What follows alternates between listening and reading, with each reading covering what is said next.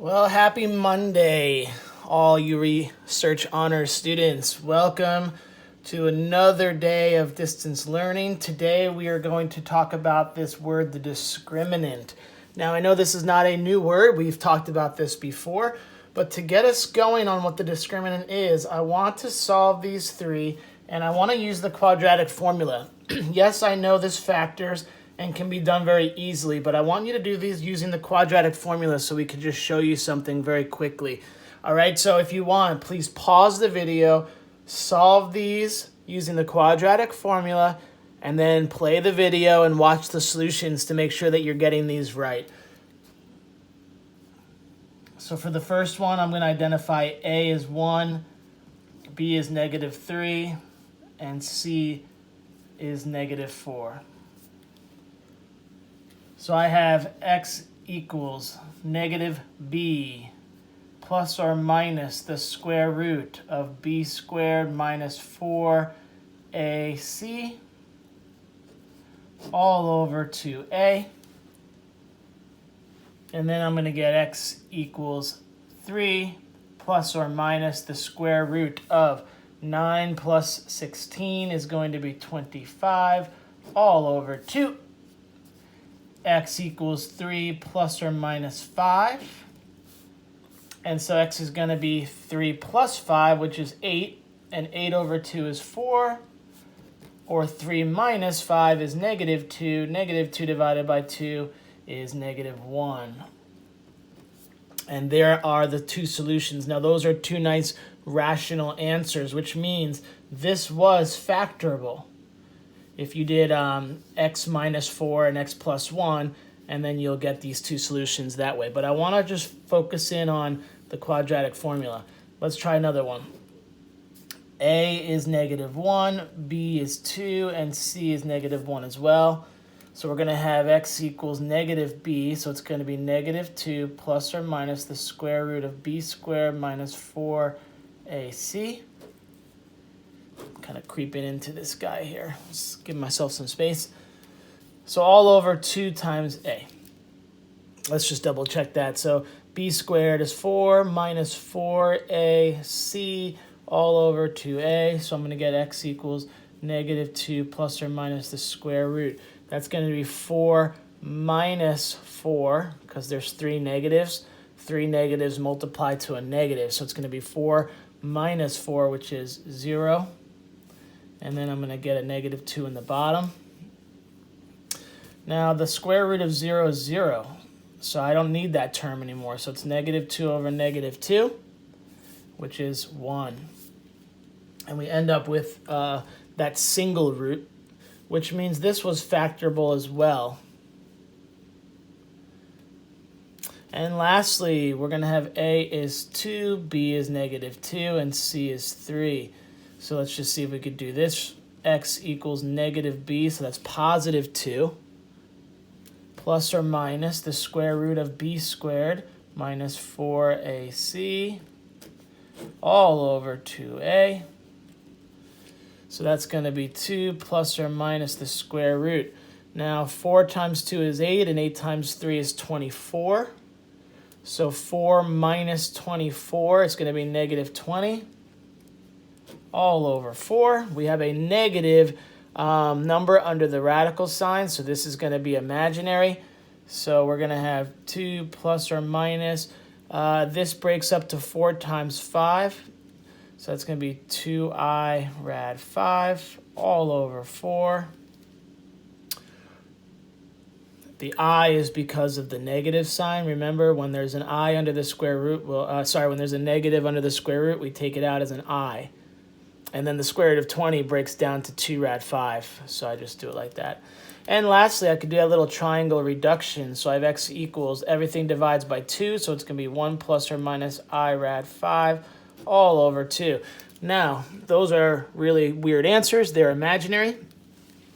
So what we learned last class is about the roots, okay? If the roots are imaginary, then it actually doesn't touch the x-axis at all. If the roots are the same, meaning there's only one single root, then it's actually going to be tangent to the x-axis, meaning it's going to hit the axis once. And lastly, if there are two roots, it's going to cross the x-axis twice. All right, so if you don't understand some of that, go back and watch the previous two videos where we kind of talk about that stuff. All right, so let's get into this. Before solving a quadratic equation, the discriminant can be used to determine the number of real solutions. The discriminant is the expression under. I want you to underline that word under. Pun intended. Awesome. We're going to underline the word under because some kids, when they find the discriminant, they'll take the square root sign with it, and I don't want you to get in that habit. It's just this b squared minus 4ac part. It's just b squared minus 4ac without the radical. All right, good. All right, so here's a couple things of notes, and then we're going to do just a few examples. This is going to be a quick note today. All right, if b squared minus 4ac, that's your discriminant. If your discriminant is greater than 0, there are going to be two solutions. All right, that's this purple line down here if you printed it out in color. If not, it's the bottom one. It says discriminant is positive. Notice how it crosses the x-axis once and twice, so there's two solutions. So which one of these three would probably look most like the purple one? Probably the first one, right, where it crosses 2 times. I know that's not exactly that function, but it's what it would look like as far as how many times it crosses the axis. All right, if b squared minus 4ac is equal to 0, there is only one solution. Notice the discriminant up here was 25. That's positive. There were two solutions. The discriminant here is 0. That's one solution, and that's going to look most like this green line where it is tangent and only crosses the x-axis one place. And lastly, the discriminant here was negative 20. So if the discriminant is negative or less than 0, there are two solutions, but they are imaginary. There are two imaginary solutions, and that would look mostly like this orange one up here, where it never crosses the x-axis. Go back to the roots lesson from last week, and you'll see that this never crosses. All right, last two note. To determine the types of solutions, if b squared minus 4ac is a perfect square, in other words, if you're going to end up square rooting a perfect square, the answers are going to be what? Rational. If that's what you were thinking, then you are correct. If b squared minus 4ac is not a perfect square, then guess what the solutions are going to be? They will be irrational. And that goes back to stuff we talked about in September of things just being rational, irrational. You can never square root non-perfect squares and end up with rational numbers. All right? So that's really the kind of foundation of our lesson. What we're going to do now is we're just going to practice just 6 examples, and then you're going to have some work to do on your own time today. All right, so for each quadratic equation below, find the value of the discriminant and determine how many solutions they are, and then determine if they are rational or irrational, okay? I'll do the first one with you, and then I want you to pause the video and try the next 5, and then replay the video and go through this with me. All right, so here we go. A is going to be 1, B is going to be negative 2, and C is going to be 4. Remember, all I need is this guy, b squared minus 4ac. That's the discriminant right there. So b squared is going to be 4. Remember, when you square any number, it's positive. So if it doesn't matter if b is negative or positive, you're going to end up with a positive value there.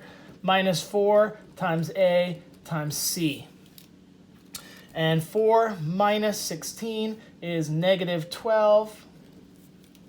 And that gives me a discriminant that is negative. Now picture this number being square rooted. What would happen? You'd end up with an imaginary number. So what do we notice about these solutions? There are 2 imaginary solutions. Now let me ask you this question. How many times would this quadratic equation cross the x-axis? If you said no times, you would be absolutely correct. And if you want to prove it to yourself, plug this into your calculator, hit graph, and you'll see that this parabola never crosses the x-axis because the discriminant ends up being negative. All right, if that makes sense to you, do that process 5 more times. It doesn't take long. Once you get in the flow of this, it's pretty quick. And then replay the video and check your answers. All right, so here, let's start solving this one. A is -3, B is 5, and C is -1. So again, all I need is 4ac. Do I need the square root under it or above it? No, I do not. So b squared is going to be 25 minus 4 times a times c. Now again, when you multiply 3 negatives, that's actually a negative. Negative times a negative is a positive.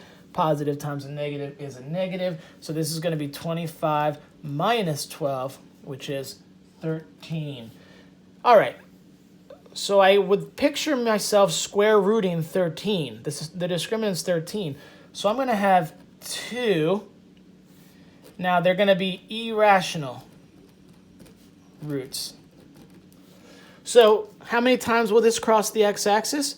Twice. Prove it to yourself. Type this in your y equals, look at the picture. The only thing is, though, where is it going to cross the x-axis? At 2 irrational places. Because we would end up square rooting 13, and 13 is a non-perfect square. All right, let's try another one. A is -1, B is -10, and C is -25. Again, all I need is this. That's the discriminant right there. Can't say that enough times. B squared minus 4ac. So it's going to be 100 minus 4 times A times C. It's going to be 100 minus 100. 25 times 4 is 100. That's going to give me a discriminant of 0. All right, when we get the discriminant of 0, the plus minus 0 disappears, so you actually only end up with one solution. So it's going to be one solution.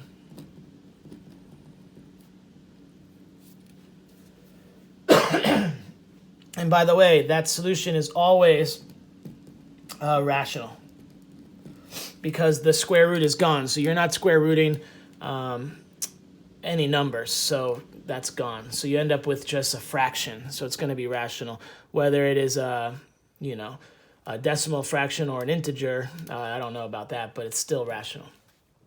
All right, next one. A is 2, B is 10, and C is, what do we notice? We notice that the -12 is on the wrong side. So let's just go ahead and move that real quick. We're going to add that over. Now I can identify C as 12. If you're not careful, you'll use C as -12, and that's not correct. All right, so let's do B squared minus 4ac. We're going to have 10 squared minus 4 times 2 times 12, and that's 100 minus, well, 12 times 2 is 24, and then 24 times 4 is 96. So we're going to subtract 96 and get a discriminant of 4. Now, that is a perfect square. All right. What that means is the square root of 4 is 2, right? So you're going to get 2 rational roots. So what do I know about this parabola? It crosses the x-axis at 2 spots, and those 2 spots are going to be nice rational places. All right, last 2. I have A is 3, B is -2, and again, they threw that free term on the right side, so we're just going to go ahead and fix that really quickly. And now we're all going to be set up for the C value being +5. And we're going to have B squared minus 4ac. B is going to be -2, so B squared is 4. Minus 4 times 3 times 5. Excuse me. 4 minus, let's see, 15 times 4 is 60, so that's going to be -56. That is going to give me a negative discriminant. So what do I know? I'm going to have 2 imaginary roots. Why are they imaginary? Because I can't square it in negative. I know that this parabola will not cross the x-axis.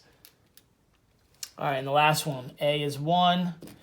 This is all messed up, so we're going to move that 9x to the middle first. And if you're not careful, not rearranging properly, you're going to get the wrong values there. So b is actually 9, and c is 14. So now we're going to find the discriminant, which is going to be 81 minus 4 times 1 times 14. 14 times 4 is 56. 81 minus 56 is going to be 25, which is nice because that's a nice perfect square.